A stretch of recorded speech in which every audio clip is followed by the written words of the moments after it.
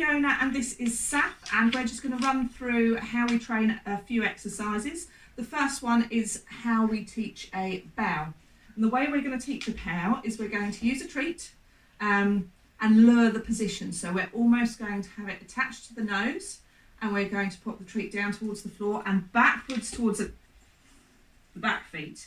The second she goes into position, I'm going to pop the treat in her mouth. Nicely done.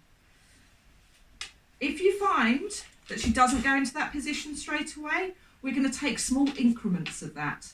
So what we're going to do instead is I would just accept that. Just the smallest little bend down towards that bow position.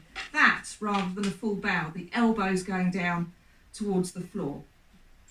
And we're just going to build up so that we get more and more of that position rather than expecting the whole bow straight away. Once we've got that bow working really well, what we're going to do is we're going to start putting a word to it, and we're going to put a word to it by saying the word a second before we do the hand movement.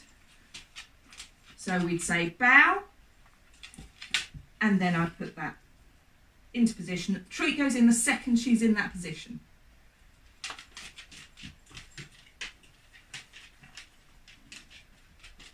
So I'm going to ask for the bow. A second later, I'm going to do the manoeuvre with the hand, with the treat in it, to show her that's exactly what I'm after.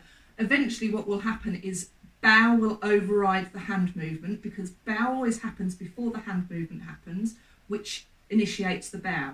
So Saf will go, I know what bow means, because you always do that particular movement afterwards, so it must mean that. She will naturally, whenever I say bow, start offering that behaviour, because it will be the quickest route to the treat. Bow. Okay. Once the bow behaviour is working on a verbal cue, we can start putting in a cue which involves the feet crossing over each other, as the human curtsy becomes the dog's cue to bow. In exactly the same way as we've just done, we'd do the crossover of the feet. We'd then say the verbal cue.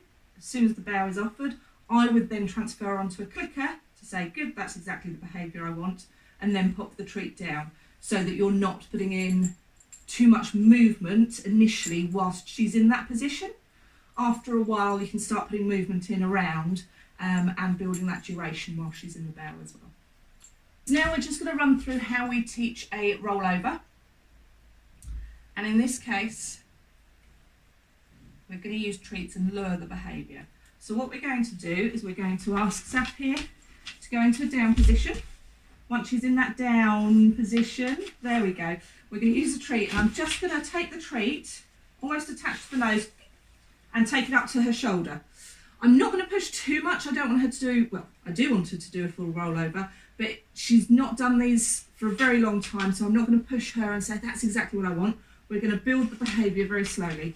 So initially, just taking the treat up to shoulder, and any kind of movement to that kind of side. Good, nicely done. She bent onto the side there. The one thing I am going to pay attention to is her back legs. And if one looks a little bit more tucked under than the other, that's going to be an easier way to roll. Good. I'll take that behaviour. She's moving her head happily to the shoulder.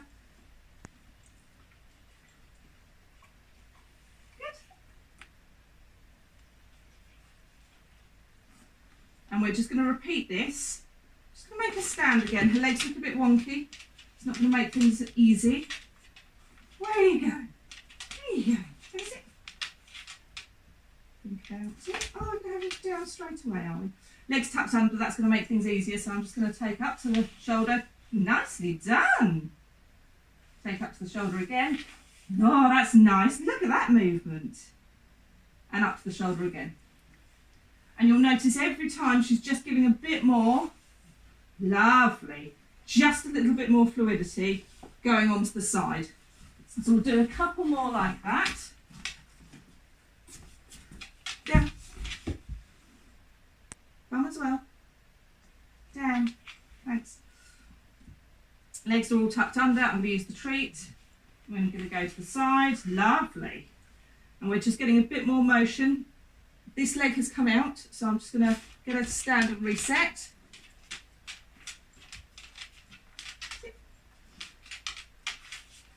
Good. I'm just going to use that treat. Nice. Again, we're looking for that movement that she does to the side, so eventually we get a full roll over. There we go. That's nice. We're on the side there. I'd use the treat again.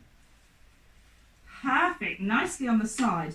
Now, I have previously, when we've got to this stage, found it difficult to get them over the rest of the way. Going onto the back sometimes it's a little bit more difficult. So I can use their legs to manoeuvre them around. I have found with some dogs a nice little tummy rub, oh there you go, freebie, does the trick, and that's enough to get them onto their backs, and then I throw a treat over the other side so they flip over and just collect, and that's how we've kind of trained it in the past. So that's how I train a roll over, you know. Okay, so working on our figure of 8, we don't have a weave, which is where I'd start. If you had a weave, we could start on that and build up from a weave, leg weave, transitioning forward to then building up to being quite stationary. But as we don't have one, we're going to go straight in for a figure of 8 and start teaching that. And the way I'm going to do that is I'm going to be quite stationary here, feet planted on the floor, and we're going to use a treat just to lure our dog through. That's all. All I'm doing to start with. Again, this side. Now, some dogs aren't necessarily comfortable going through people's legs, so in that case I would get the dog initially to start just feeling comfortable going through legs. Hi, that's a nice one. Go get that. Once we've got our dog comfortable going through and round one leg, I'd progress and start moving going on to the other leg. Now, every time they go round and that bend is happening, I'm just giving a treat to say that's the movement I'm after.